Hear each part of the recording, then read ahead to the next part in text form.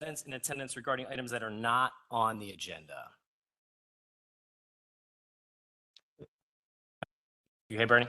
Yeah, I don't know what Tony.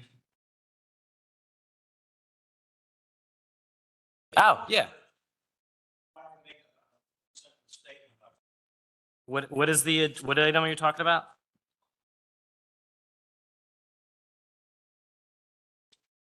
Well, that'll be in like it'll be in two items if you could just wait. Is that okay? I Yeah. can wait. Is that okay? Just it's coming up in two items. Yeah. Okay. Thanks, Mr. Polito. Okay. I'm not seeing any other comments. Oh, I will mention tonight that Mr. Metric, our borough manager, will be coming in virtually for personal reasons.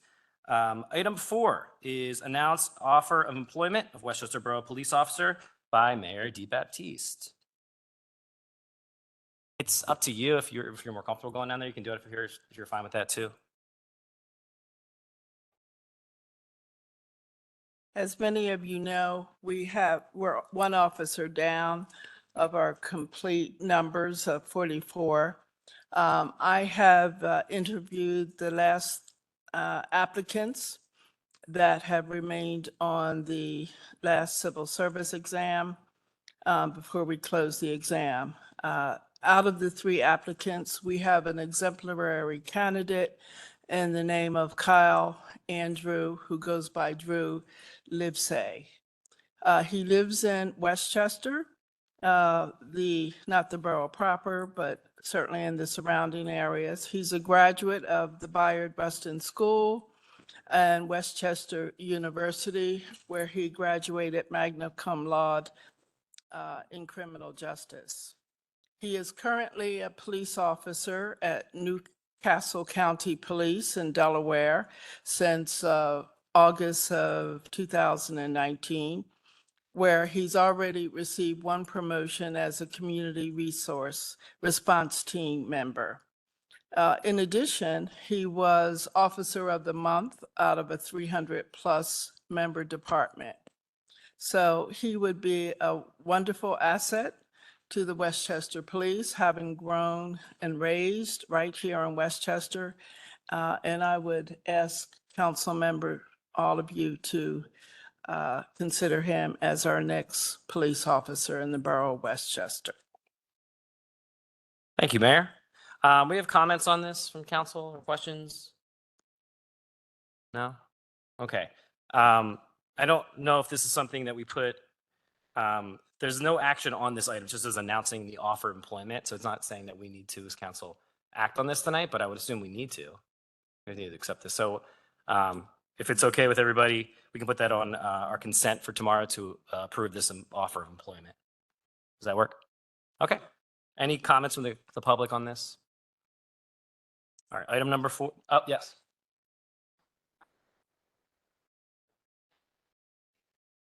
I think it's standard. We don't usually, I think it's whatever the contract says, right? So, yeah. Okay. All right, so item 4 will go under consent for tomorrow. All right. Moving on to item 5, which is discuss our baseball field use agreement. I know we had some comments there, but we're going to wait and make sure that council gets our shot first at this. We had an agreement set out. Is there anything on attachments, Bill, that we could put up there? Yeah, okay, he's getting it now. So we had looked at an agreement.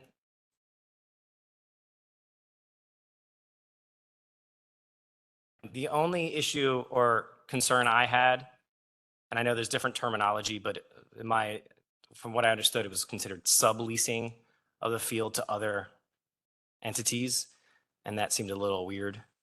But I know, Ms. Dorsey, you said it was you kind of explained it a little differently to me. So. Yeah, I had the opportunity to talk to Charlie this past week, and it's not truly subleasing. So and Charlie, if I misstate anything, please correct me.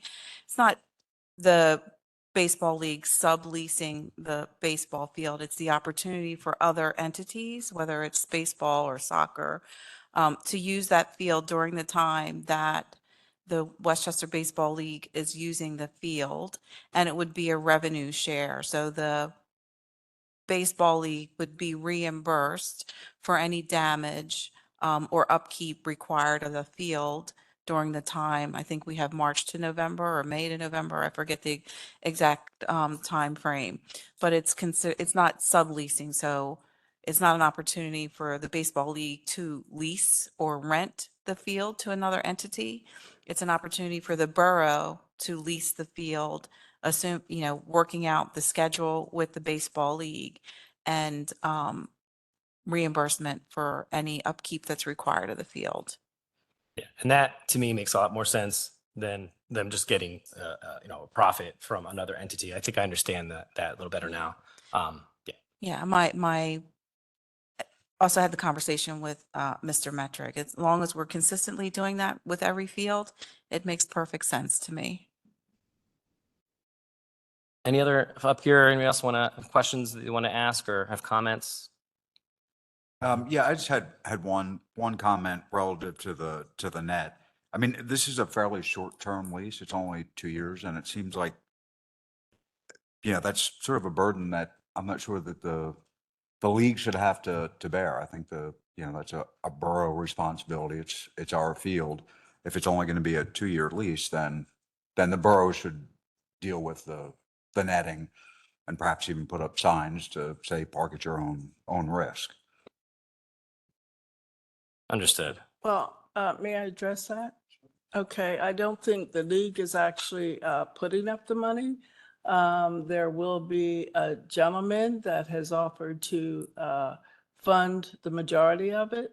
There was discussion that the league might do a fundraiser for part of it. I don't know if that's going to happen or not.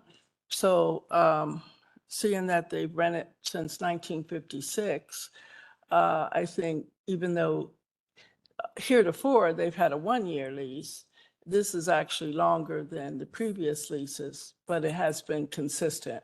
So we hope it will be consistent going forward. Mr. Flynn.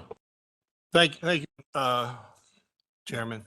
To follow up with Mr. McCoy and I had conversations about the netting and the backstop and the ability to stop the balls from leaving the field, which is virtually impossible to catch every ball. I talked to Mr. McCoy about it, and my personal feeling is that whether Westchester Baseball League's there, or there's a softball league there, or whoever's using the field, it's a borough property. The backstop belongs to the borough. And in the last 6 years that I've been on council, I can't ever remember spending any kind of money at all at Hoops Park for anything. And I mentioned to Mr. McCoy, and Tom Devers corrected me because the fencing that I recommended was cyclone fencing, to show you how white my hair is. He actually meant, you mean chain link fencing. So what I'm recommending that the borough do is we have extra money in the ARP money, which we could pony up to start the process of putting either cyclone fencing up there or chain link fencing, whatever you want to call it, at the proper height and trajectory. To put a nylon net up is foolish, because the ultraviolet rays of the sun are going to destroy the fragments in the nylon or the plastic, and over time you're going to get stretching, sagging, and holes. So it makes sense that we're at this particular juncture that I checked with the finance director, and we do have $25,000 in the ARP money to fix our backstop. And then if the league, once we come to a better design, we'll know what it costs. We probably have to get some chain link fencing people out there, or some design, to see what it's actually going to cost, and do it one time. So that way it lasts. The quick stop, like the mayor said, put the nylon net up. We have 8 months to fix this thing. And I think under special projects, we have an excellent person that heads up special projects. They would be more than capable of determining the trajectory. From what I can tell, it's either 50 or 60 feet, depending on the type of pitch that's thrown. If it's a fastball, just get out of the way, but everything else goes sideways. So that's my recommendation to council. We have extra money to spend. It's our backstop. If it comes up to $100,000, we've contributed 25,000 of our ARP money, which we have to use because it's an infrastructure money. And then the league come up with the balance of the money to finish it. So the way the agreement is written now, the league's responsible for it. So you're asking us to amend that and offer that Yeah. chunk of money because we have it. Yeah, because I Can believe you that, address your comments, Mr. Flynn? excuse me, Mayor. Yeah. The fact that the infrastructure belongs to the borough, that's why I believe that we should have a vested interest in the repair of the backstop. So, thank you, Mayor. Yeah, Cameron. Thank you, sir. There's actually been talk about with Mr. Cooper and Mr. Metric. So there was discussion about about perhaps a third, doing a third. They do have a donor. I don't know if he's in here tonight. Oh, there you are. This is Marty, who has assisted this league a lot. There was 2 conversations going, and if that's changed, correct me, Marty or Charles. The 2 conversations that we talked about in depth were there's a lot of things that need to be done, apparently. Not only the dugouts need to be done, but the fencing that you're talking about, the scoreboard apparently has been broken for quite a while, and of course, the netting. So we talked about all of that.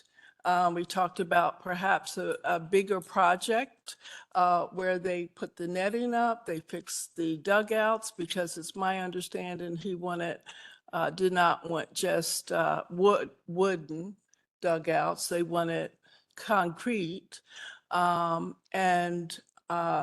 That if we could contribute to that, that would be great. If we could contribute to that, we talked about 30-foot nets, 40-foot nets, 50-foot nets. So we have several discussions kind of in the air about the netting. And you're absolutely right. It was the company that they were using. The netting would come down every season because almost any netting you get, it gets stretched by the sun and the wind. And so you do have to bring it down every season. So that is something that they realize, and the way the system is, it can be brought down every season with this one particular company that they are considering to use.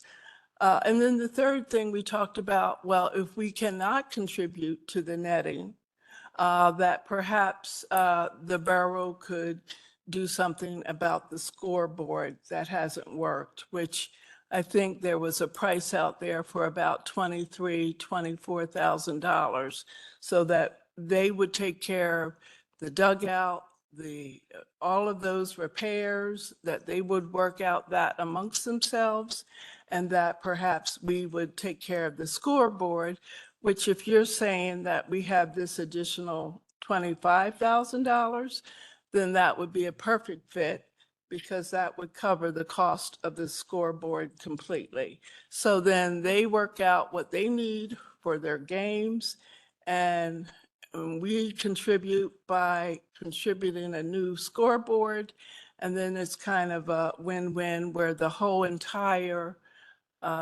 area is spruced up and bettered for them and the entire community. So that was part of our discussion just recently. And so, yes, that would take care of all of it, if council is amenable to that. It would take care of the netting, it takes care of the improvements needed, and it would take care of replacement of the scoreboard. Before we continue down this road, I just want to make sure we don't need to have that all agreed upon tonight. in terms of all those funds and different projects. I feel like that's something that we can get this agreement done, we can get them back on the field, which is my goal. I hope it's everybody else's goal too. Then we could deal with all those little projects. I don't want to get in the weeds and, get down and dirty with all those little things. We don't need to get those numbers figured out. What we need to figure out is this agreement. And if the net is part of that agreement, we need to decide tonight whether we're going to keep that in there or if we're going to make some kind of amendments to the funding. I don't know if I love using the ARP money for it. Just I feel like we had issues. We brought those issues up. We've come to an agreement, and now we want to dip back in our pockets and spend more money. I feel like it's costing us more money. I don't know if I love it, but Yeah. I'd like to suggest that we move forward with the agreement as it's been presented, and we can figure out the scoreboard, the dugouts, et cetera, after the fact in partnership with the league. We have, I thought, a solution for the netting. If we want to revisit that afterwards, I would agree with you, Mr. Stefano. Let's move forward with what we have. Get alignment or agreement from council members, and we can discuss the other changes at a later date. any other comments before I open this up to public comment? Questions? Okay. I'll allow some public comment if you'd like to speak. Make sure you always say your name and for the record, and 3 minutes, please. Thanks. Anthony Polito. Polito, 502 North Matlack Street. 40 years ago, I sat up there where you are now, council president for a couple of years. But I just wanted to urge you earlier to bring baseball back, which looks like you're trying to do. That park, Hoops Park, was named for Cy Hoops, who spent thousands of hours donating to the borough for baseball and so on, mainly recreation. In fact, your acting manager tonight, Dana, is the granddaughter of Cy Hoops. So thank you for working with them. Bring baseball back to that field. Thank you. Thanks, Mr. Polito.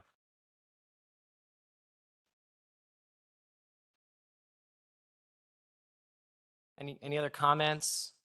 Mr. Cooper, you want to? Yeah. Charlie Cooper, Director of the Westchester Adult Baseball League. I've talked to most of you in the last 24 hours. Just wanted to go through some concerns at the last meeting and how we're addressing them. First off, urinating in the trees. Sean, Keith, and I all agreed that a second porta potty needs to be ordered. We can do that tomorrow once this is agreed upon. Each player will now have to sign a document before the season that states rules and regulations not limited to parking, bathroom usage, and trash, things of that nature. Parking, the netting solution would be netting, backstop. We could amend the current agreement to something a little more broad than, because it sounds like there's some discourse in terms of who's going to pay for it and whatnot. Just a solution for foul balls and parking, I think, would be a good idea. Trash, I personally purchased 2 trash cans. They'll go in the dugouts. There's now a process for emptying those and putting them out for borough trash. We're going to experiment over the next 4 weeks, hopefully. If we're back on the field, we may request more borough trash cans. I don't know if there's enough there now. Water, in the agreement, we're now going to pay for it every 30 days as we're billed. And then capital improvements, there's a 4-step process listed there that we will now follow for any capital improvements to the field. And then I'm likewise proposing a $0 fee or $1 fee for using the field for the in-kind maintenance. And then, as Lisa stated, I'm proposing a revenue sharing system, not subleasing. I apologize, I used the wrong term for last month. In which case we would take 80% of any rental fees. And I believe Park sets the rental fee. We would recommend a $30 an hour rental fee, and the borough would see $6 for every hour. Thank you. If you have any questions. Yeah. So just about that last, you're calling a profit share.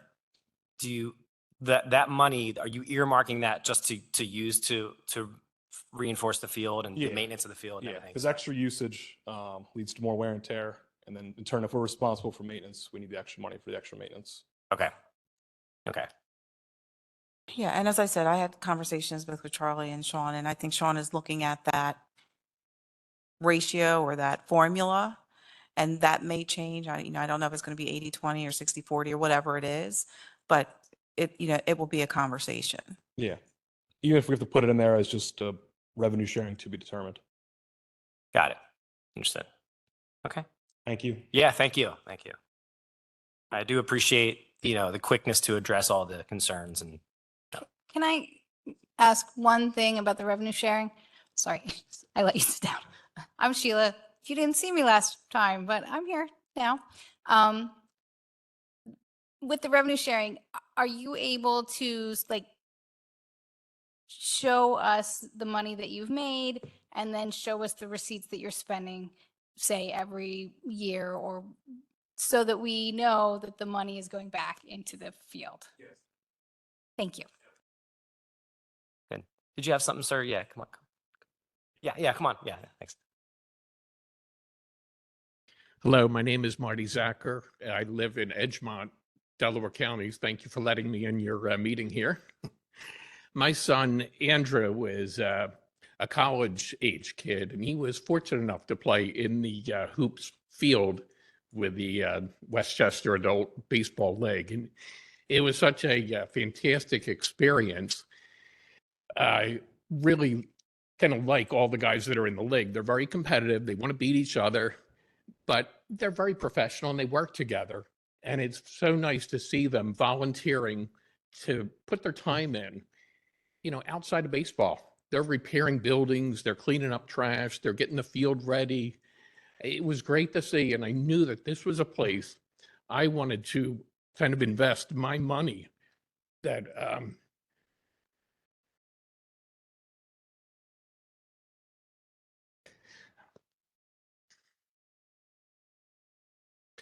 sorry, I'm kind of emotional. They're really, it's a great league, a great opportunity for young men to burn their energy off and not be sitting in a bar drinking beer. So that's kind of why I fully support this league. And I'm kind of apologize also for causing all the grief. I'm the one who put the money up that started regrading the field. That was something that I pushed for. I wanted to get new dugouts in for the players. So that was another project. And I'm just really happy with the league. So thank you. Thank you, Mr. Zach. I appreciate it. Thank you. Thank you very much. Are there other comments or questions? Okay, I know, Ms. Dorsey, you proposed going forward with the agreement as written. Can we put that on consent, or are we gonna have to discuss this tomorrow, or? What did you guys decide though about the fees? Because right now it's left blank. So paragraph 7 in at least the version I saw. $1. Yeah. Yeah, A it's dollar. $5, yeah. Yeah, that's what they've been doing before, right? It was $1 before, okay. Okay, can we do consent? Does anybody want it on discussion? Any Are questions? we going to strike B, 4B, about the netting and talk about that with the other improvements later? Oh, I see 4B, yeah.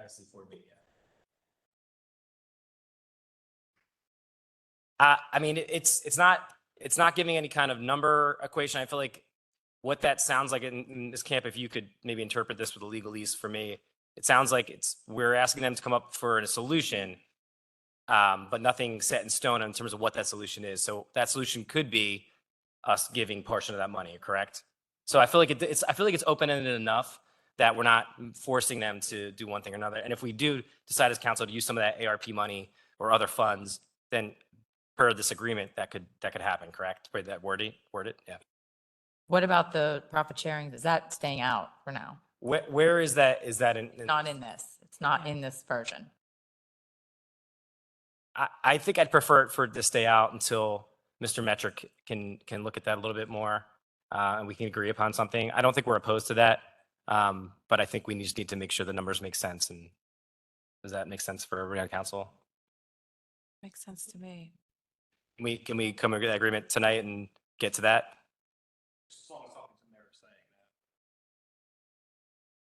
How do we make sure that that does come back up? Good question. Is there a way to I mean, you could say something like the parties agree in good faith to work towards amending this license agreement to allow, I know you don't want to call it a sublease, but to allow the league to allow third parties to utilize the field on terms agreed to by the borough. Could that work? And then we come to the exact dollar amount with Mr. Metric and kind of figure that out in finance. And Ms. Camp, you could add that in for tomorrow night, some wording of that. Is that okay with council? Could we? I do have a quick question. Ms. Camp, if we accept this tonight as is, and I make a motion to accept it, that means they'll be able to play tomorrow rather than wait for consent. Would that be correct? Or we have to go through consent? You'd have to approve the consent agenda tomorrow night for it to go forward. Okay. You're asking, could we actually just vote on it tonight? I mean, Right. I don't think there's anything that precludes us from actually voting through something through if we wanted to. Other than that's not how you normally operate, but that, yeah, I don't think there's anything that would stop you. Can I ask one question? Parking. Parking. Parking. The whole thing with the net is trying to get people to park in the parking lot that's there that nobody wants to use, which I totally understand why nobody wants to use it, which is why I want the netting to go up. How are we going to park if we start playing games?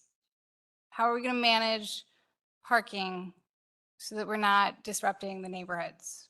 There, in 11B, it does say participants shall park vehicles in the lot adjacent to the field or along streets abutting Hoops Park, West Asbridge, Hoops Park Lane, and Locust Lanes. Participants shall use the supplied restrooms and not trespass on private property. That's in the contract. So nobody's getting any runaway balls and nobody's parking somewhere they shouldn't. If we approve this tonight, that's what's in the contract. And Okay. if I heard, Charlie, you say everyone's signing an agreement at the beginning of the season that says these are the rules and regulations of the league. Can I, temporary solution? Temporary solution, Sheila, could we park on the grass for the remainder of the season? I'm trying. Ramsey. Can we park on the grass in right field like we used to for the rest of the season? I had asked Public Works, does anyone know why you weren't allowed to park on the grass? No. Probably violates property maintenance code. I think the zoning code does not allow parking on green space. It's going to tear up the grass and drag mud out onto the parking lot and roads. I don't mean to contradict, but we don't play when it rains. Grass, dude. Yeah, that So- doesn't mean that the So, ground but the is reason soft. is Kevin. So figure out all the rules to figure out how to get around them.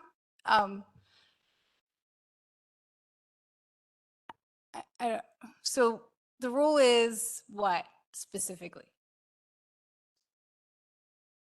I don't think parking on the grass is. The zoning code does not permit anybody to park on green space or grass. They have to have an approved parking area.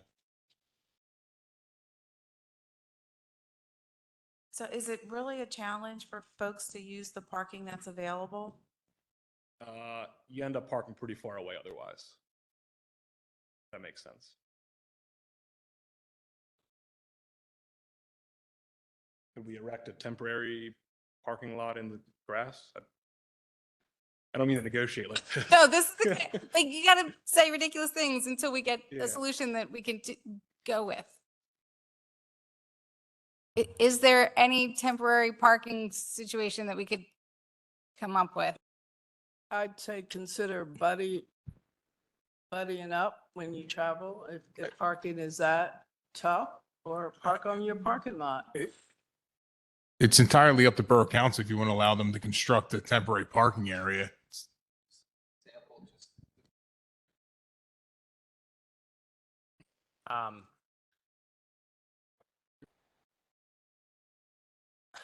You got to come up, Justin. Do we have a concept of how many cars we're talking about? No, I've never counted.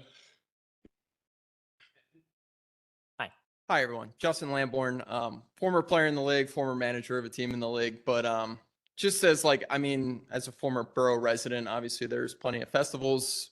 Example, Everhart Park. Vendors do drive vehicles onto Park, onto Greenland. temporarily. So it just seems like there might be a workaround there as, again, a temporary solution. In the short term, that needs to be renegotiated after the season, which concludes in about 5 weeks. So That was my next question, is how much longer is it? About 5 weeks? How many games? Should be done August 15th-ish, depending on And what. how many games about? Like, how many times will this be used in this fashion? Because I understand the Everhart Park comment, but that happens once a year. So What's today's date? 18th. 30 usages at most. 30 a month. Can the league appoint someone to sort of police the parking? Like, I mean, I'm just to in make total sure they're agreement not. with that. I'm sorry. So I have been involved with so many youth leagues, and in youth leagues, the car traffic is ridiculous because everybody's divorced and you got 5 parents showing up for 1 kid. And, it's obscene the number of kids who show up to swim meet or all these things. And there are people, volunteers, who are happy to be out there directing traffic. Every once in a while, it doesn't go well, but 98% of the time, it's a beautiful thing, and people park in, and then they have to walk for, a mile to get back to whatever the event space is. Or if you and your buddy are driving, he parks 3 blocks away, you park closer, right? And you drive him down to the field. I mean, I think we can find a solution. I don't know that I agree with parking on the grass 30 times or more with people that may or may not care about tearing up the turf. To that, we'll offer to aerate and seed the area after the season to resurrect any damage. I think we're talking about 5 weeks here, so I got 10 no problem. cars a night. Yeah, I got no problem with them parking on the grass. We parked on the grass there before when I played for Bishop Shanahan. That was like 20 years ago, 25 years ago, and no one's ever complained. So I'm guessing we prohibit it for a reason, though. we did, right? But I think the issue here is we're talking about 5 weeks, not even. If we 30 games. if we were to allow this for the rest of the season, we would have a solution for next season, correct? Yeah, That's just a part of the temporary idea. solution to shield. So if it's temporary and we allow it, and if we can somehow make sure that maybe in this agreement or some other agreement that the league is willing to remediate any issues that are caused by it, then I could be okay with it. But that has to be in writing somewhere. Ms. Camp? I mean, the sentence I would add is the borough agrees to allow temporary parking on the grass the remainder of the 2023 season. I'm fine But with does that I need to include somewhere that the league will then repair any damages caused by the parking.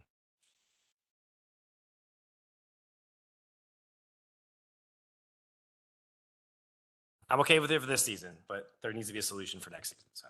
Well, I think we also need to keep in mind, we're working through this master park plan, and obviously this is an issue at this particular park. So somebody needs to make sure that's running that design project or that feasibility study that this particular issue is addressed. So I'm good with it for a temporary solution. Can we get behind this? Just a question, a legal question. Yeah. Ms. Camp, are we allowed to kick to the curb an ordinance that's been publicly adjudicated just because we want to do that? I just want to make sure that we don't get in trouble legally, just kicking a ordinance to the curb. Well, as far as if it's zoning, you can have, this sounds like parking has happened here for quite a long time. It probably is a lawful non-conforming condition. So I'm not concerned about the zoning part of it. I don't know what the property maintenance code, but because it's only temporary, if the borough were to cite them, they would have to give them 30 days to comply. So I think it's fine to do it this way. Do we need to remove the signage that is up? Is there's signage up? Yeah, there's like 6 signs. You don't have to take those down. I don't want people to see those signs and cars parked there to then think that we don't care. Does that make sense?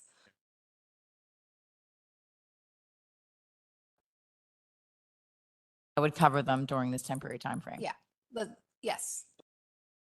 So is this folks parking on the grass going to alleviate people parking on Walden Drive? Yes. I don't think we had issues 6 or 7 years ago when we could park in the grass. Lillian can speak more to that.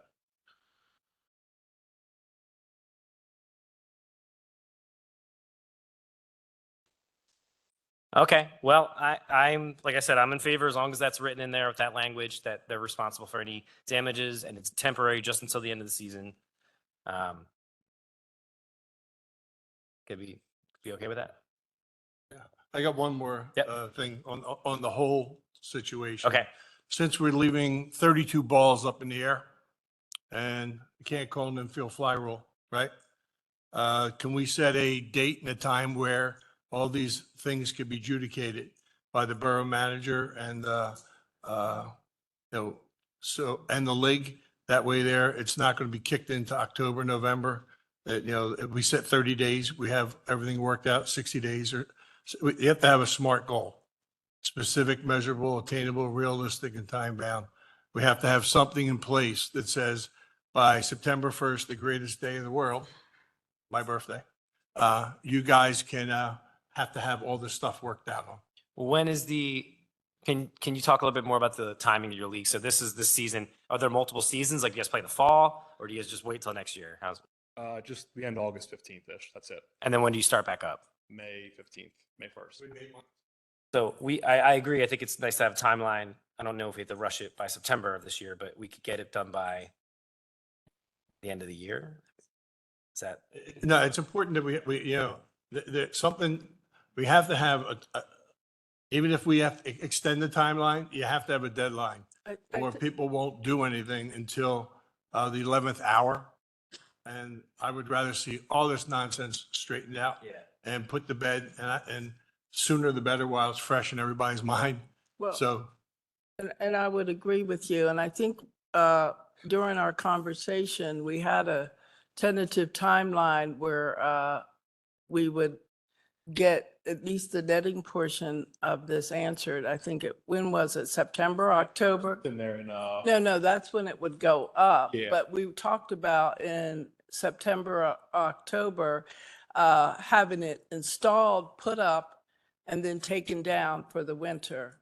So we had that conversation with Sean, because we talked about putting it up and taking it down and storing it, and that you would store it in your place of residence.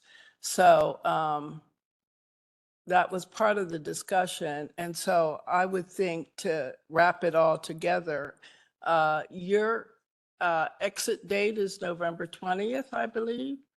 You have from March to November 20th, is that correct? yeah, I believe so. To have access to the fields. So I would say definitely by mid-November, it should be all hashed out.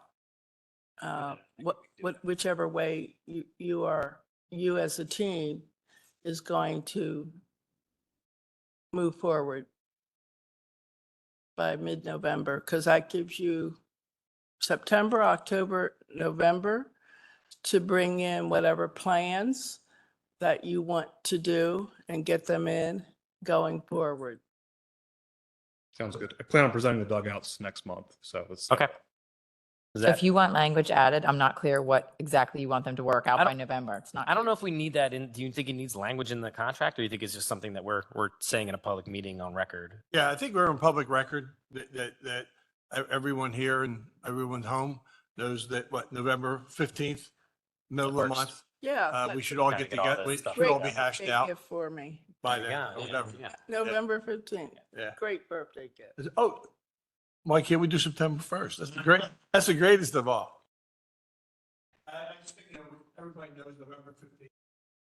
I think it's Have a solution, an engineer's plan for the netting, whether we're going to go with chain link fencing, portion of it, and then a smaller nylon net, which is disposable, actually. However, we're going to go. okay. Yeah. Sheila, you had some. Just, you had said you would have everyone sign this at the beginning of next season, but if we're talking about putting it back in there, can you have everyone sign it now? I can, yes. Thank you. Google Forms. Google Forms. Yeah, There you go. yeah. Okay. All right. So, co- yeah.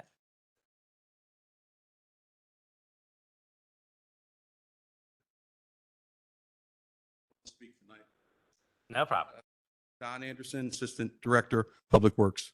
What I'd like you guys to do in the grass area, there's a storm inlet. Okay, we're going to cone that area off. If you guys could, do not park over top of that area. I don't want to cause any damage to our infrastructure. That's all. It's in the field. It's right off the east side of the parking lot. I'm gonna cone that area off. I have my guys cone that off. If you could, don't remove the cones. I just don't want to cause any damage to our property. Fair enough? Okay. Thanks, Don. Thank you guys. very Yeah, much. thank you. Thank you. Thank you. All right. So are we good for this to be on consent for tomorrow? And I know that for the timing matter, you would play tomorrow if you were agreed upon tonight, you're saying. I feel like we could just say, you can, the agreements, we're voting on it tomorrow. And if council's all under consent, I don't see it being not voted in, if that makes sense. Is that wink, wink, you can play tomorrow? Right? I mean, is that okay? All right, good. So this will go under consent with the amendments that we talked about. Ms. Camp was writing down and reiterating. Okay, thank you very much. I appreciate your time and all the work, to get this done, and we appreciate it. Thank you. Yeah.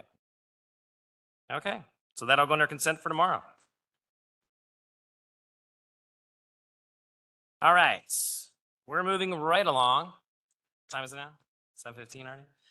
Interview for the tree commission vacancy. There is one vacancy open, and we have one applicant. Before we get to that, I'll wait a second. We got a big group leaving.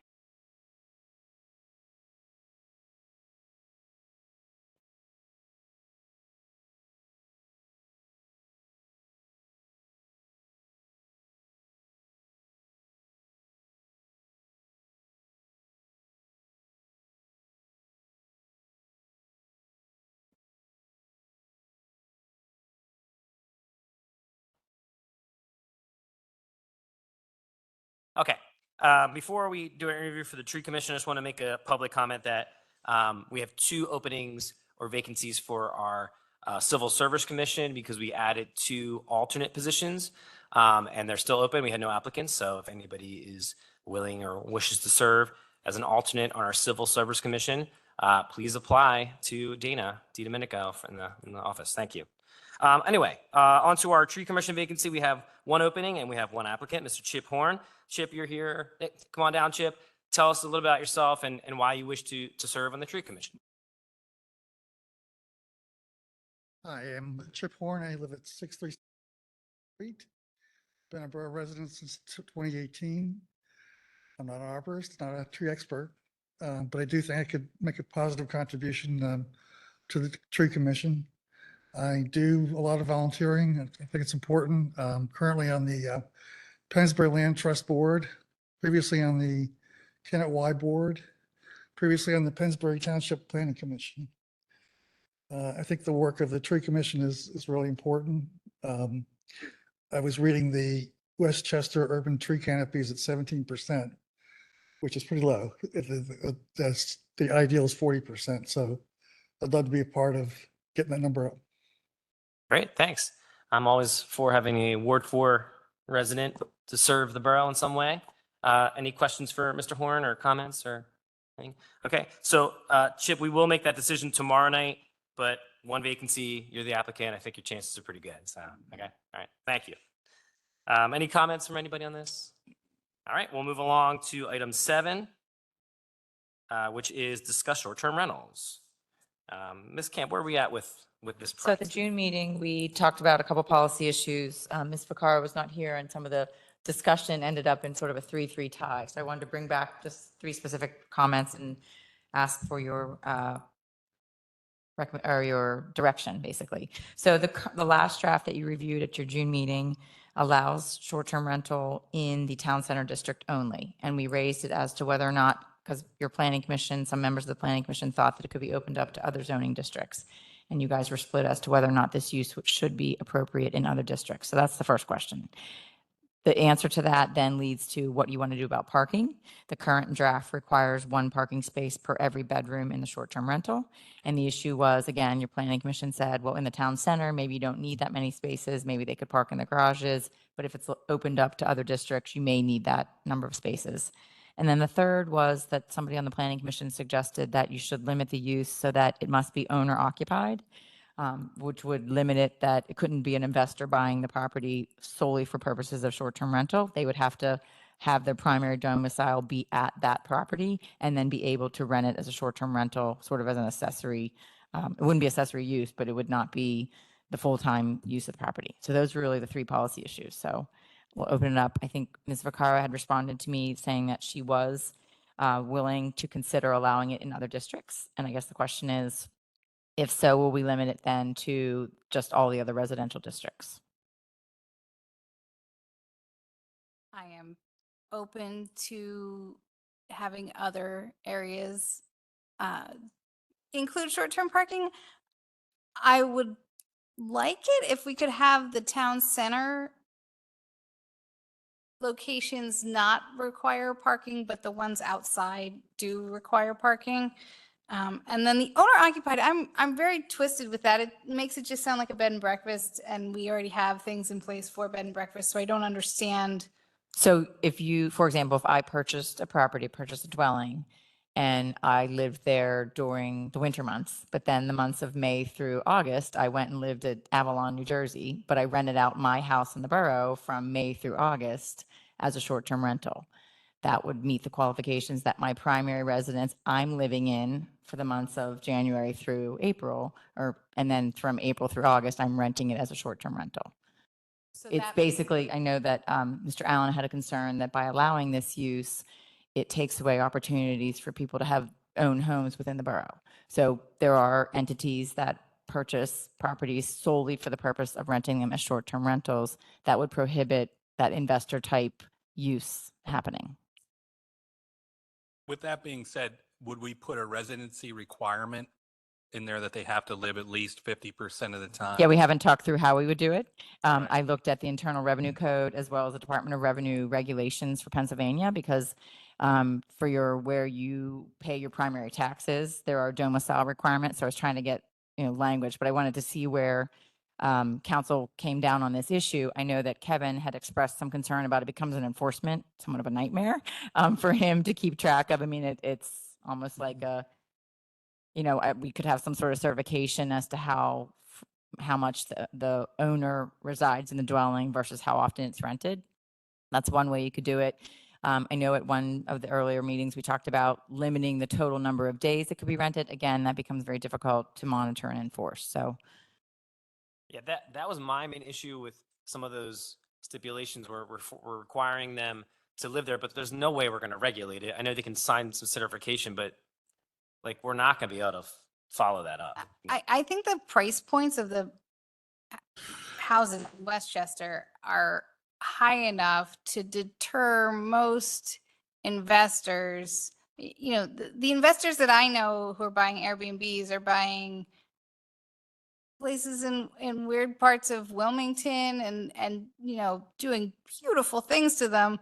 But it's not, the price points in Westchester are really high. I think that's a big deterrent. If you want to, build some beautiful houses and sell them or rent them, a permanent rental situation, it's a different market. I don't know that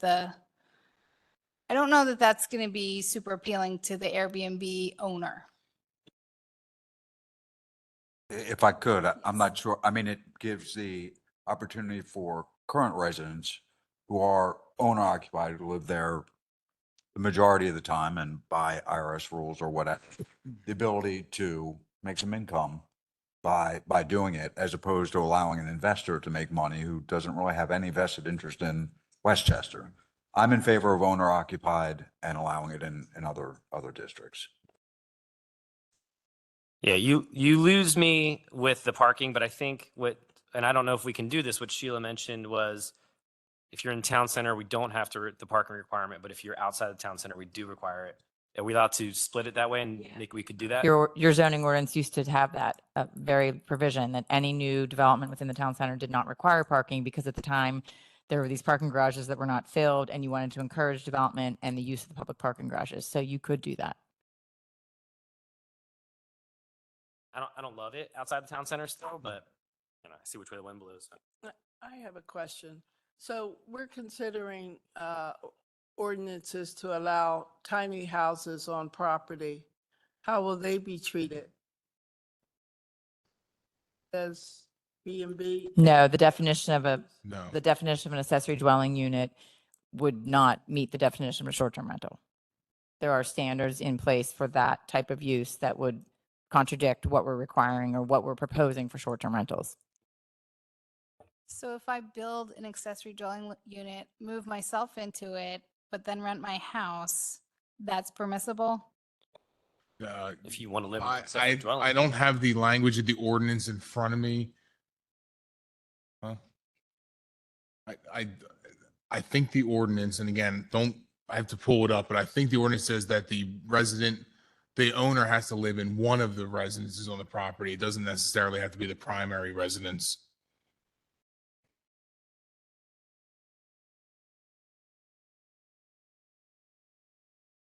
Yeah, Mr. Allen. And this is similar to what I said last month, but this seems incredibly complicated and incredibly difficult to enforce if we move ahead with some of these very specific regulations we're talking about. And my big question has been, what does this do for the greater good of the borough? Is it worth all of this headache? Like, what are we doing here? Who are we benefiting? I'm there with you, Mr. Allen. Mr. Stabano, initially, I was sold on town center with one bedroom, one car, all the things that were in there. Now we've watered it down to a point where it's impossible to enforce. I still don't want rentals where I have families. We have over 20,000 people living in the borough, and our schools are, school buses are everywhere, strange people every day. So I'm going to side. And I said to Mr. Allen, that's amazing, a circle of life. Kuna Matata. I'm going to vote Mr. Allen, no Airbnbs in the borough since they're not in town center. I'm in support of the Airbnbs. I am aligned with them being in town center and outside of town center with the parking stipulations. We've got a college here. There's plenty of opportunities for rentals for Airbnbs, whether it's, one of the festivals that we have, the things at the college. I just think that we are missing an opportunity if we don't allow them. I agree with that. Mr. Gore, if we did, have passed for Airbnbs and whatever that requirement would be, town center, not town center, what would be the enforcement on inspections from your perspective? Do you mean which code we would use to? Correct, right. So there'd be a slew of codes. We can use the International Fire Code and the International Property Maintenance Code to enforce regulations on these. And we did discuss a few times on what the frequency of those inspections were going to be. And at this point, we thought that we were just going to keep them as annual inspections. And if that had to evolve, then we would reevaluate it at that point.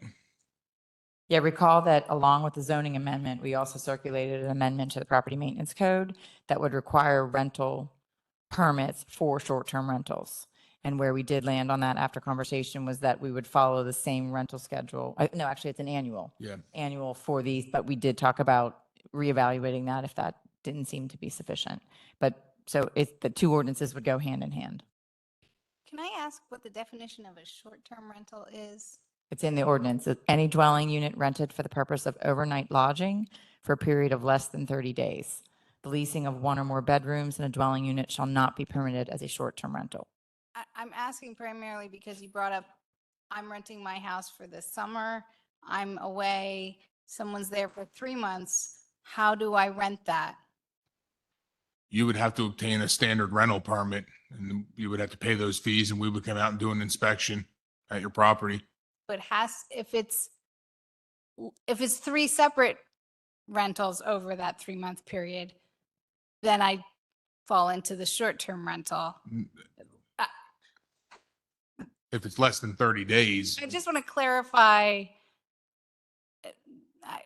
Right. So if in my scenario that I was giving you the example of, if I leased my home in the borough for the months of the summer months, basically to one single tenant, that's not really a short-term rental because it doesn't meet the definition. And you would do what Kevin just mentioned. But if I offer it on Airbnb and it's for the weekends or the week, but not, different tenants throughout the course of the summer, then it would meet the definition of your short-term rental. Thank you. So right now, I think it's 3 people that are in favor of expanding it outside of the town center, but I think there's 4 of you that are not. Am I right on that? I'm not in favor of expanding it. Sheila and Patrick are, and Brian are willing to have it outside of the town center. And Lisa. Okay, so there is a majority. Okay, thanks. Sorry, Lisa. And then is there a majority of you that if it's allowed outside of the town center to require the 1 space per bedroom, but do you want to eliminate the requirement to have parking in the town center for this use? I'd be okay with that. Yes. And then where did we land on the owner occupied portion? Whether you want to require it to primarily be owner occupied. I would like that. Owner occupied, I agree with that. Yeah, I am aligned with that as well. Right, so we'll come up with language to memorialize all 3 of those decisions and we'll move it forward. Thank you. Thank you. Any comment from the public here? Yeah, come on up. Yeah.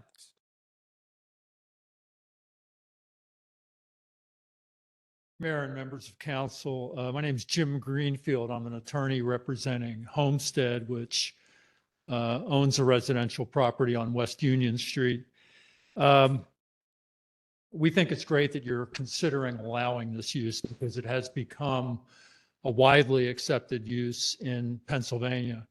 And as you may have noticed in the letter that you got from the County Planning Commission dated June 7th, there are a lot of support materials on the website of the County Planning Commission that give you guidance as to how they think this use should be handled.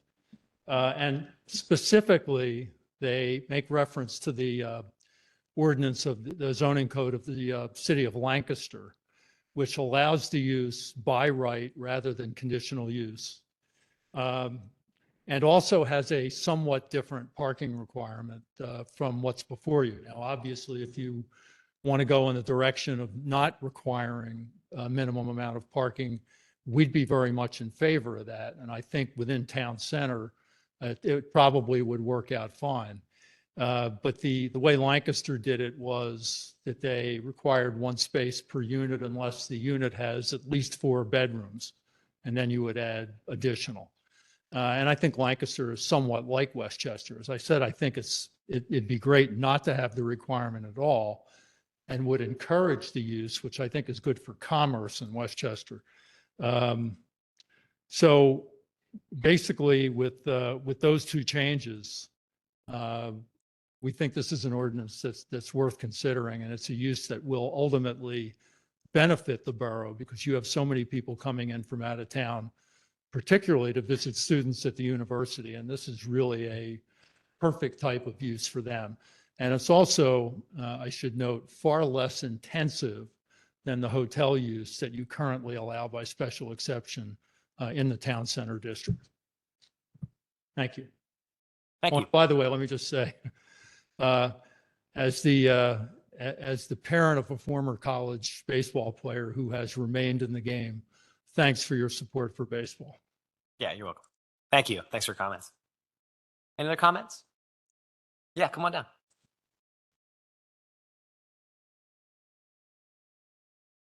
Hi there. My name is Alex Siegelman. My family and I live in Westchester, been residents for a number of years. And we'd just like to advocate our support for allowing the use of short and midterm rentals outside of the center of Westchester. A lot of the accommodations that are available are kind of out of date. And when we have family coming to visit or friends, or like you mentioned, it's university town, it's nice to have options. And I guess just don't really understand the justification for why they wouldn't be allowed outside the town center and what good that would do. And that's really it. I just wanted to make a quick comment. Yeah, thanks. Thank you. Thanks. Yeah, I if you want, it's okay if I comment on that, just because I live outside the town center myself. I feel like this was allowed by right, and then all of a sudden, houses around me started getting bought up, and now where I thought I lived in a neighborhood with a bunch of neighbors, I now have a bunch of people in and out who would be a little bit, I would not be happy with that. So, justification. Any other comments or? All right. Well, thank you for your work, Ms. Camp and Mr. Gore and everybody, and we'll keep working on this. All right, moving on to item number 8, discuss high and minor intersection improvements project. Kelly Goff, Remington and Vernick. Oh, hey. you're not Sorry, Kelly I'm going Goff. to set the table first. So just to refresh everyone's memory on this project, this is a grant from 2018, contracts awarded in 2019. Project was bid this spring. The low bidder was Premier Concrete out of Delaware County. Their costs align very well with Remington and Vernick's opinion of probable costs for the project. Chester County, where we got the grant from, they reviewed the bid package, bid tabulation, and recommended we award the project at that time. In May, council voted to award the bid, and our outgoing engineer on the project, traffic planning and design, issued a notice of intent to award after the May meetings about June 1st. Since May, we've been collecting documentation from the notice of intent to award is contingent on the contractor complying with our responsible contractor ordinance. So since then, we've been collecting that documentation. It's been a little slow. We've been talking about this at the Public Works Committee. Technically, council could choose to reject the bid at this time because of the time it's taken Premier Concrete to get everything to us. That's your discretion. But we've been, although it's been slow, we've been encouraged with what we've received. Remington and Vernick and Kelly have been running point on that validation process. So I'm going to hand it over to Kelly to cover what we've gotten and how we're feeling about this. Hopefully we can get the project moving forward, close out the grant, and move on to the next one. Thanks.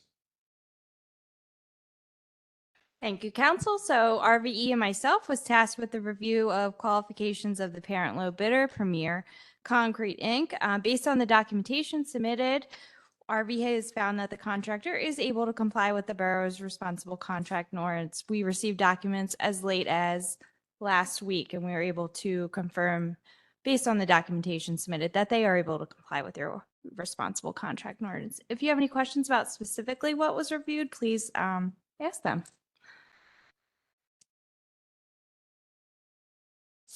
Can we ask for these things at the time of the companies initially bidding so that this doesn't cause this hiccup in the future? Yes, I do recommend that you ask them during the bidding process. Thank you. You're welcome. We do. The ordinance does require as part of their bid package that there is a certification that they fill out. But the way the ordinance is written, there's like a due diligence period, basically where the borough staff or consultants can verify the information that they've certified to. So that's what took a while in this case. Got it. Mr. Flynn. Good evening. What other documents are we waiting for before we can proceed? And I actually don't get a very, even though that they were the low bidder, I don't get a very warm feeling that they think that we're important enough to do what they're supposed to do when they're supposed to do it. So what documents are we sitting on, are they sitting on that we need to move forward with the start date? So documents that we've received so far demonstrate that they're able to comply with their apprenticeship program requirements in the ordinance, and that included letters from the local 542 and the local 542 and local 413, in order, which are agencies that are registered with U.S. Department of Labor and Commonwealth of Pennsylvania. So in order to move forward with the award, we will need a vote from council to move forward with the award. And once the award is once an award is voted on, we will need evidence that all craft labor and for the prime contractor and the subcontractor has been trained in the OSHA 10-hour training as well. And there has to be at least one person that's been trained in the OSHA 30-hour training. We also need a certificate of insurance, performance bond, payment bond, and an executed contract.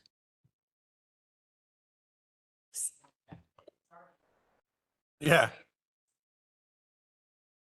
Yeah, we awarded already. It's already been awarded. They have submitted the information, and I've been copied on a lot of the emails. I know Kelly's done a wonderful job of verifying that they are a responsible contractor. So at this point, I don't think there's any vote of council that's needed.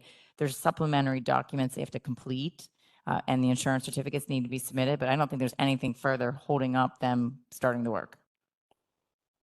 No, I don't think there's a vote of council needed. That vote already occurred. And I think, the sooner the better to start the project. Thank you for doing your due diligence. Appreciate it. Yeah, understood. Yeah. So I think this is more of an update, correct? We don't need anything to do here. Yeah.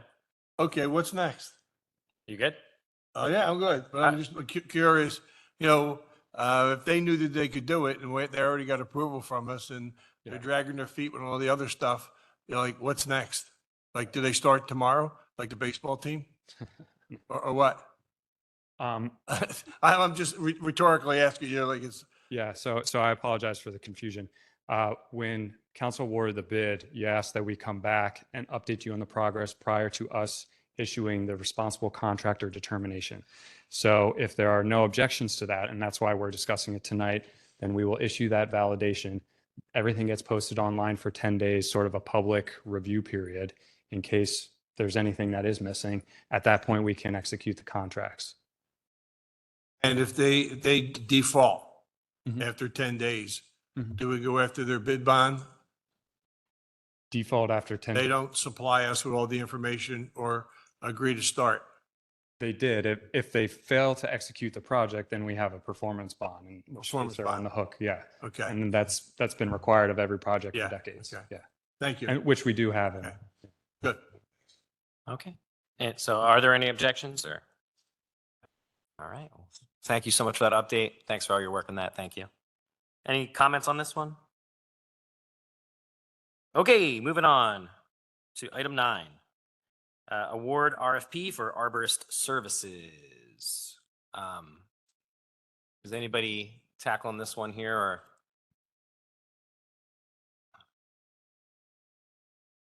Oh, yeah.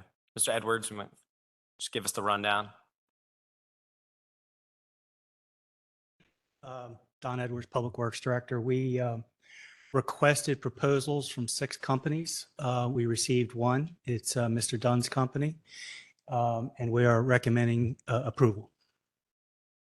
Okay. Questions or, yeah, okay. All right, we can put this on consent for tomorrow night, unless there's any comments on this. Seeing none, we'll put that on the consent.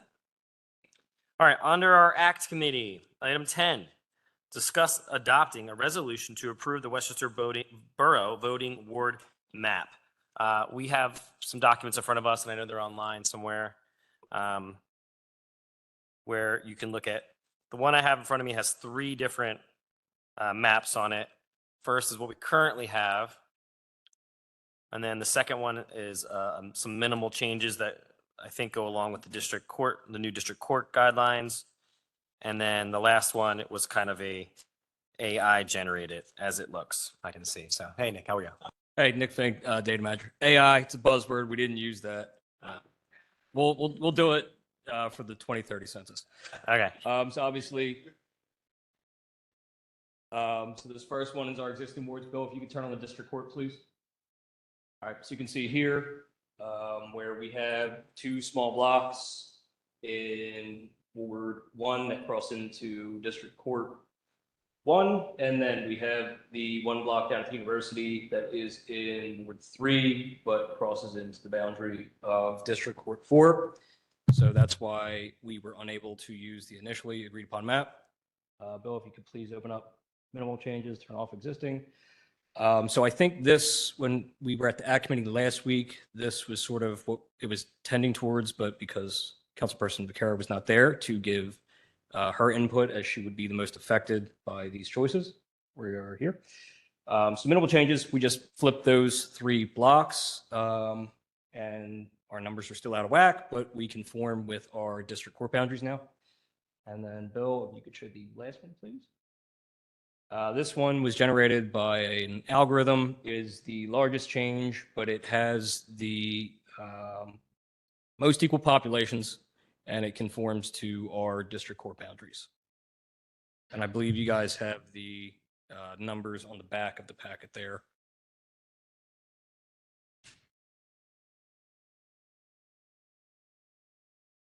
Yeah, and for me, the minimal changes map makes the most sense. I know our numbers are kind of out of whack, but I don't think that's going to change considering the census was taken during the pandemic, and the numbers were wrong. They're just not. I mean, they were right for the time, but they're not an accurate representation. Yeah, of I the mean, borough. bigger cities than us have been challenging the census left and right, and they're getting knocked down left and right. It sort of is what it is. It was bad census. I've been in contact with the Census Bureau and the Delaware Valley Regional Planning Commission concerning the block down at the university to see if we can get that split up for 2030 so we can alleviate this a little more. That work doesn't begin for probably another 5 years. So the person I talked to about it actually just left DVRPC to go to Amtrak. So hopefully they'll remember it. We'll have to remind them. I have a calendar reminder set up, but I think, you know, these are the best we can do considering the situation. Yeah, and if I'm correct, the map that we sent to the court that got sent back was not sent back because of those numbers. It was sent back because of the district court lines. So I feel like we are in good shape if we. And it wasn't sent back by the court. Well, the judge approved it, and then the president, judge, and voter services wouldn't implement it because of the district justice boundary lines. Okay, so I feel like confident that as long as we could adhere to the district lines and we keep it within, minimal changes, we should be okay. But that's my 2 cents. What do you?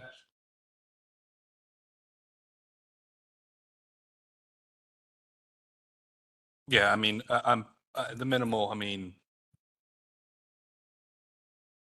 4 wards are compliant, 3 wards are not. The other one, 3 wards are compliant, 4 wards are not, but there's just too many variables that we can't account for in any of these maps. It's a coin flip. Minimal's fine with me if that's what everyone wants. I think that the ward system is extremely important to me, and I want to maintain what the ward system was originally developed for. And I think using these minimal changes doesn't take away from the ward system. And it doesn't cause that much confusion about where people are voting. I think it actually helps the university students know where they're voting if any of them are voting. And when I sit in that polling place, there's usually like 5 who actually need to vote there. So maybe this would actually help a little bit with that. But it's a very small and slow polling place because of the people who actually vote there, which I know we're not allowed to use in making this map, but it's going to be fine to lump all those people together logistically. So minimal changes, that map, I don't know if they have another name for it, but that works for me. And we can put that as to approve that tomorrow night under consent. Does that work? Or does that have to be separate? It's just minimal changes. Can you send that to me so that I can attach it to the resolution that you'll be on your consent agenda? Okay, thank you. Thank you, Nick. Yeah. Appreciate it. And Ms. Camp, this, like I said, this can go under consent. We don't have to do this separately tomorrow night as a resolution, like just under consent. Okay. And again, just to confirm, this will be ready for the 2024 primary, not the 2023 general. We're going to submit it to the court as soon as we can and just modify the prior approval. Yeah. All right. Thank you very much, Nick. I appreciate all that work. Any other comments on this ward map? Okay. Woo. We got something. Let's see if that one sticks. All right. Moving on to item 11, which is under our parking committee. approve a request to waive parking fees at a cost of $500 at the Chestnut Street Garage for the Up on the Roof event, which is scheduled for September 16th of 2023. We usually do this, correct? Ramsey, we usually waive these fees? No. No, We don't usually waive these fees? this is a new request. Oh. Why, do you have more information about like what the impetus was for this? So John came and with the cost of running the event, he was asking for some assistance. It's an event that goes back to the borough. He's using the garage anyway. Yes, in lieu of a donation. This is a way of supporting a cause that is supporting our borough, Got it. but it is a new request. But it is a new request. Okay. Who paid for this before then? I mean, you mentioned donation, so it could be They- random. Okay. You okay with that? Okay. Okay. Fine. Yeah, we'll approve it as consent for tomorrow night. Any comments on this? Okay. Item 12, approve a resolution to amend the fee schedule. One is increase business license parking permits to $125 annually. Two is to increase posting costs to $100 per block for construction companies. And three is Chestnut Street Garage bike lockers at $100 refundable annual deposit fee.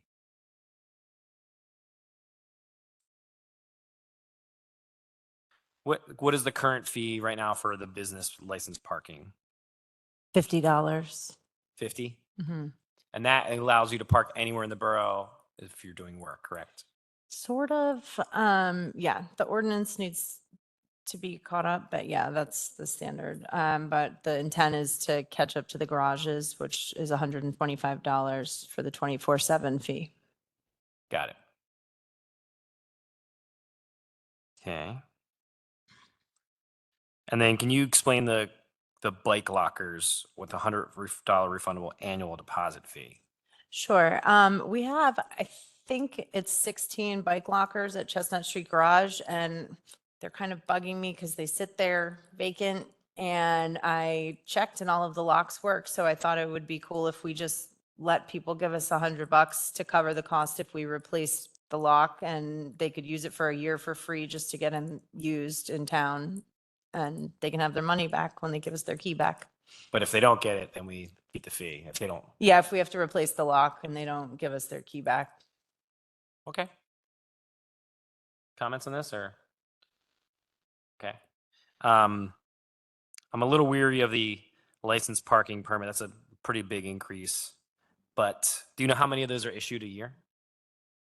I believe it's about 200. And I don't believe they're being utilized the way they were intended to. So it kind of Some seems you think fair. people are they have a business, they can just say that I'm a business. Yeah, like real estate agents will come and get one, or people will just show a business card and then they get one to park anywhere. So this might kind of right the ship a little bit until we fix the ordinance. Okay. Okay. Are we good to put this under consent or? Okay, any comments on this? All right. Moving on to item 13, authorize the solicitor to prepare an amendment to ordinance 104-32, which is street sweeping. So I did meet with Public Works to go through this, and I think the only real question that I did have, and I need a little bit of input from Public Works, is parking committee was comfortable adding East Bernard to the route because it's been neglected on that side of town, but I know that Rich Keim had been out of town. Do you guys know the area, the blocks to add that we needed to add on East Bernard? The 50 block. Okay, so from the parking committee, the recommendation was to include that the 50 block of East Bernard as well, so we could modify this ordinance to include that if everyone's comfortable. Okay. Yep, I guess we could, we're not setting a public hearing, we're just preparing to write the ordinance. So, okay. Are we cool with having the solicitor prepare the ordinance for this? All right. So that can go under consent unless there's any other comments from anybody. Okay, that'll go under consent. Item 14 is approve an amendment to extend Reef Garage Management Agreement through August 31st, 2024 with a 3% increase. Okay. Consent or questions or comments from anybody? All right, that'll go under consent.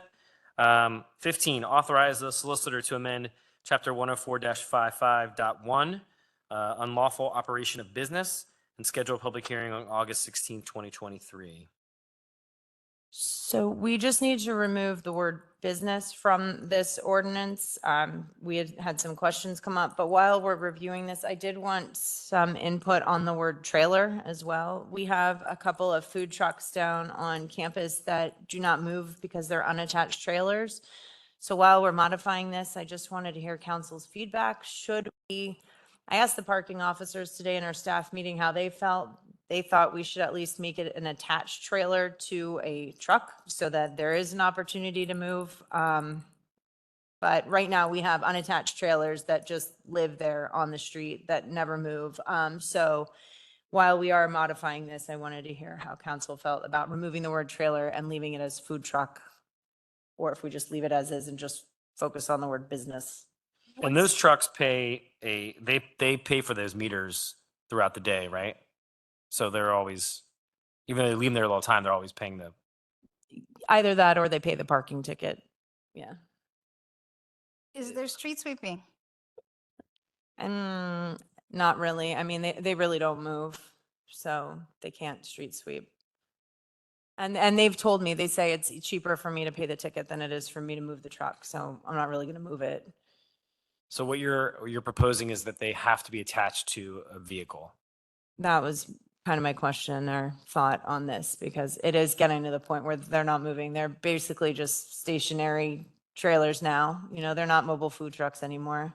It's a shame because I see I think those are very important to the culture of the students and providing those services. But I also see, just them sitting there 24/7 all the time is not, I don't think, appropriate. So there's a difference though between a food truck and a trailer, right? We're clarifying that the food trucks can stay there and not move. What we're asking is that other vehicles that are just parked, that are not providing a service, that those be moved or ticketed or towed.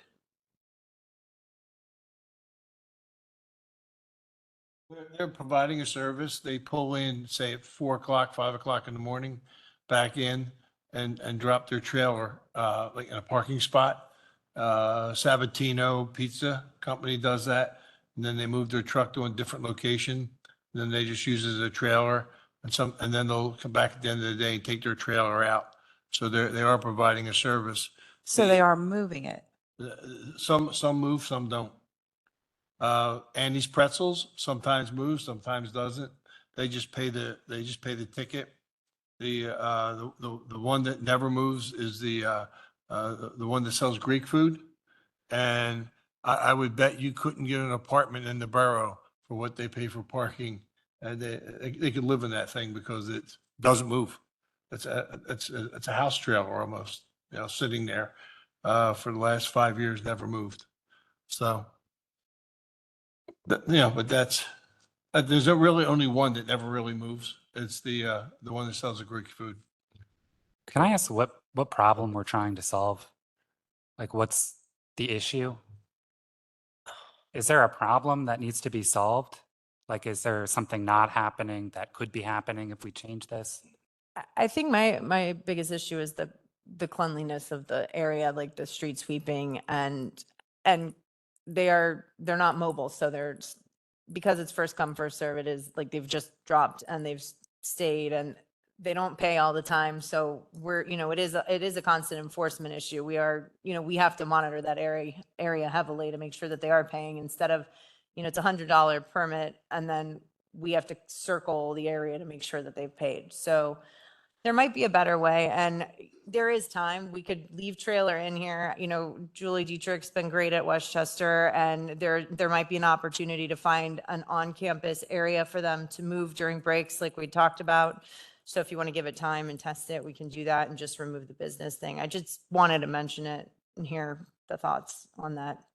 We can be patient, but yeah, they really just don't move. And Could we do something similar like we do on Gay Street, where there's a program that they could pay to like a platform fee kind of situation? And in that agreement, we could say, you'll be cited. Yeah, we always do, yeah. Yeah. And they could be cited if it's not clean as yeah, part of that contract. that might make sense, and do a more thorough application process, and then work with zoning and have like a more thoughtful,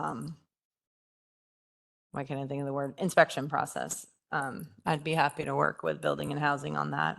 Yeah, personally, I'd prefer to do that and just keep things as is until it break my heart to like, it's a big part of the culture. It Yeah, really is. yeah, absolutely, absolutely. I'm okay with that. I'm okay with that. What are your thoughts? But the real question is changing business to food truck, right? Getting rid of the word business. Yes. Let's just remove the word business. Can we Okay. agree upon that? Yes. Mr. Stefano, Yes.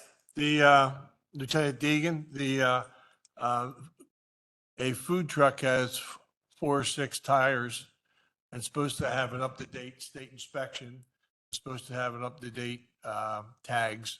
Can you explain to me how you take that truck that sells Greek food and it's never moved in 5 years and it's got state inspection? It's a truck. Are you saying, I know you're coming. you saying it's It's a truck. a vehicle that can operate on its own? It's not a trailer that has to be towed in there? That's correct. It's a vehicle, can operate on its own, has about 6 tires, a steering wheel, and it's never left that spot. And It can I be understand how it has a current inspection sticker because it's never left. I can't speak to how he might have gotten inspected. I understand that. If it's got current legal inspection stickers and it's registered, it's not considered abandoned. If it wasn't registered or didn't have stickers, we get stickered abandoned and go through the process of having the abandoned vehicle process where it takes Right. 30 days to get them towed out of there. So Okay, He might have snuck it out at midnight, yeah. got it inspected and brought it back at 6 a.m. I'd have swept the street if he did that. Thank you. Bring the conversation back. Yeah. Back to removing the word business Yeah. and moving on to the next thing. Okay. Okay. And that's just, all we're doing is, scheduling that hearing. So we'll actually talk about this again next month, August 16th. Okay. Any comments on this?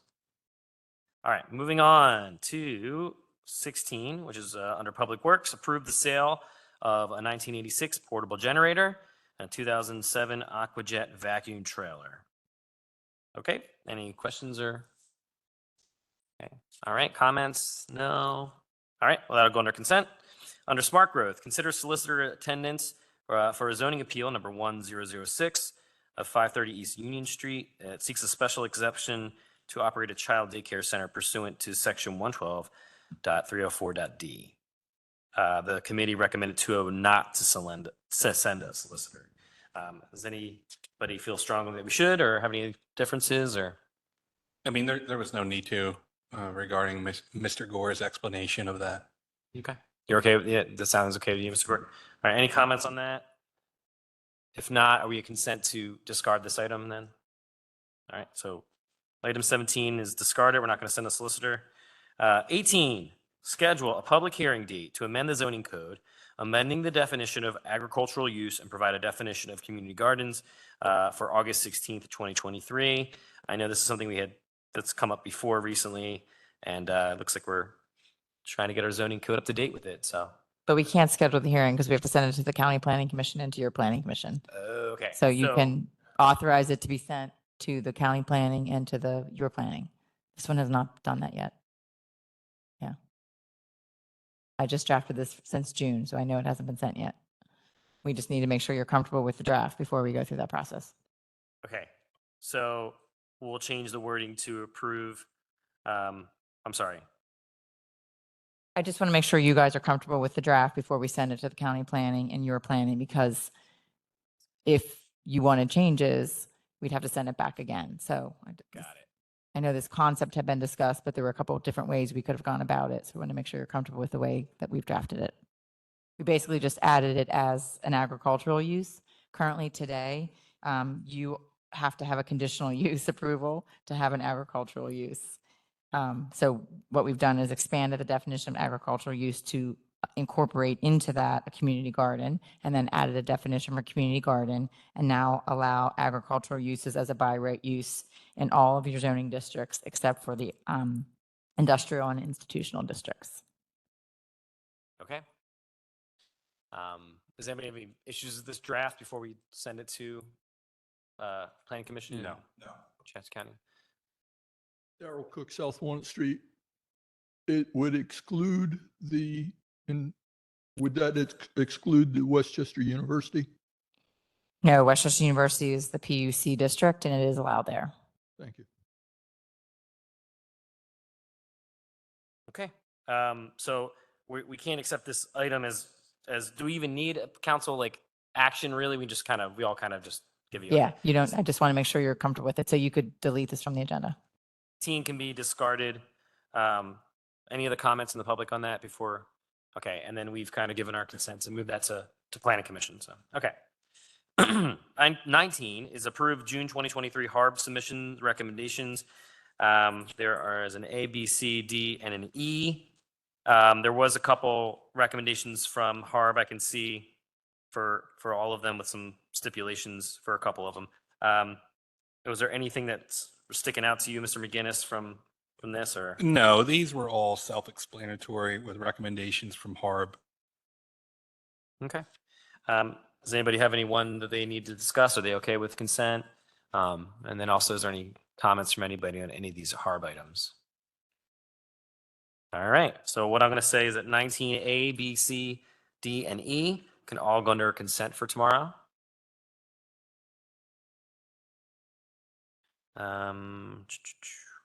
Under finance and revenue, we're moving on to item 20.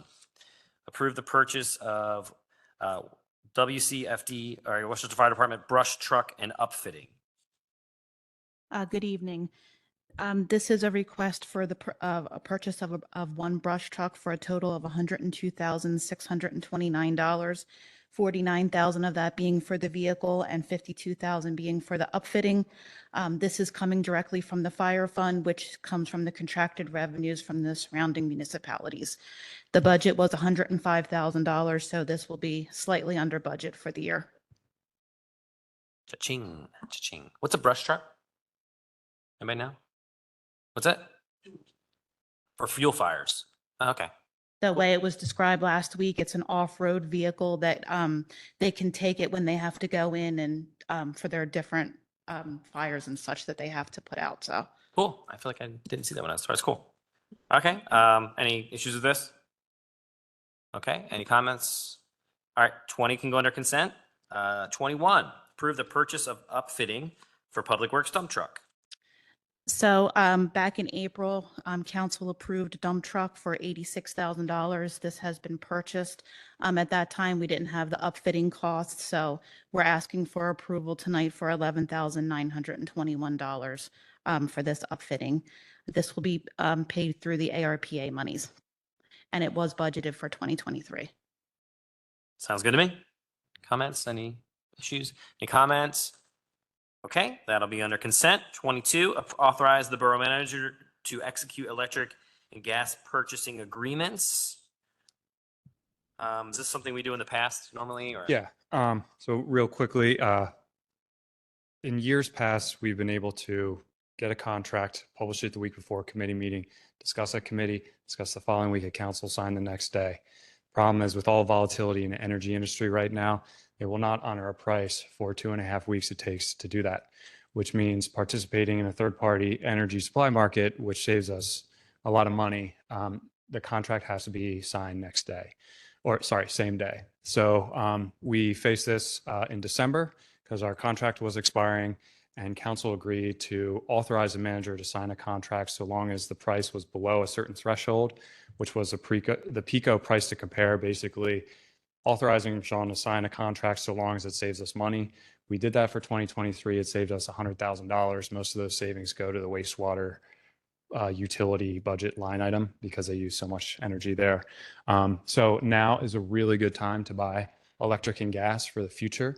While in December we were looking at a 1-year deal, right now we're looking at 2 or 3 years. I think we can lock in around 6 cents per kilowatt versus 9.6, and we use over 5 million kilowatt hours per year. So we can lock in about $175,000, $200,000 versus PICO price to compare, and about 75 of that will be new savings versus this year. Great. Okay. Issues with this? No, it makes perfect sense. Okay. All right. Thanks, Will. Comments from anybody? Okay, that'll go under consent. That's item 22. 23, item 23 is schedule a public hearing for firefighter real estate tax credit, August 16th of 2023. I don't think there's any big changes since the last time we talked about it. So I think we're good. As long as nobody has any big issues with that, we can schedule that hearing. Okay. Comments from the public? All right, so 23 can go under consent. 24 is approved grant resolution for DCED Multimodal Transportation Fund. It's a high streetscape improvements. Me again. So last fall, we reviewed PennDOT's plan to invest, I think it's about $3 million in pedestrian safety improvements in South High Street between Minor Street and Rosedale. That stopped short, their plan stopped short of enacting our South High Street plan. That was the study done by TPD, I think finalized in early 2020, because PennDOT's work is very nuts and bolts between the curb lines and intersections. And what we envision is extending the aesthetic of downtown all the way, ultimately down to Rosedale. And our orders at that time were go out, find a grant, and do that. So, brick sidewalks, the ornamental lighting, granite curb, those type of things. So this is the grant program. It's 0% match. This project will get us down to about the Burger King. And, hopefully there'll be a phase 2 to extend down to Rosedale, and maybe, just maybe, we'll get some help from the university. Got it. Good with this? Okay, comments? Okay, thank you, Will, again. The 24 can go under consent. Item 25 is other business. There's one item A, which is to approve our June 2021 and June 21, 2023 Borough Council meeting minutes. Any of the issues with the minutes from last month? Okay, is there any other business? Mr. Stefan, if I have just one quick item, I just want to announce that one of the Building and Housing Department employees, Judd Bullock, yesterday passed his residential building inspector exam. It's a huge accomplishment for him. It's great for our team. So if you see Judd, just give him a high five and congratulations. He's been working very hard to pass that test. That's really great. Thanks, Mr. Gore. Yeah, congrats to him. That's awesome. Good to hear.